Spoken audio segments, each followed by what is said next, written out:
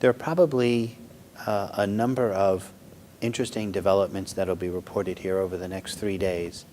And if I sort of focus on one disease where I think that our progress and headway into the disease is going to translate into, I hope, a cure rate for the overwhelming majority of patients in the not-too-distant future, that involves developments in Hodgkin lymphoma.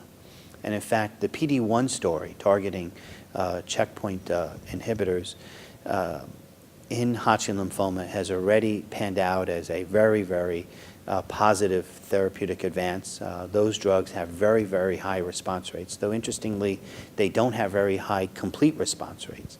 But despite not having very high complete response rates, they seem to have very, very durable remissions. And so now there are many studies, and there's some abstracts presented here that are going to be reporting on the durability of these very high response rates seen with the PD-1 checkpoint inhibitors.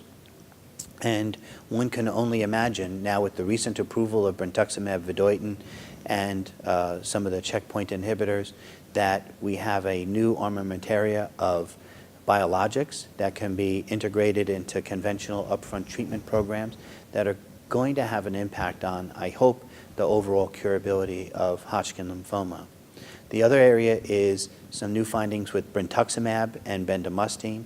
Anne Lacase has a study here where she's going to report follow-up on her study where the combination in second line has a very high response rate in excess of 90%, a CR rate in the 80-something% range. That seems to be a substantial improvement over what we've seen with ICE, the traditional salvage regimen, which has response rates of about 50%, CR rates of 25%. So this could represent a major advance in our ability to attain CRs in patients who've relapsed or refractory to ABVD and move them on to transplant.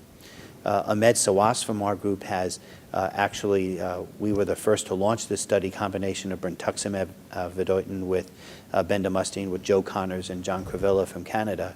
And he's going to share that even in a much more heavily treated patient population, 5 or 6 prior therapies as a median, that those patients have an overall response rate of almost 70% and a CR rate of 20%. So even in very heavily treated patients, some of whom had prior brentuximab, that combination works well. And I can see how these biologics will be combined and integrated into some of the existing traditional chemotherapy regimens, perhaps allowing us to de-emphasize chemotherapy in those regimens. And I think they're going to translate to much better outcomes for patients with Hodgkin lymphoma in the not-too-distant future.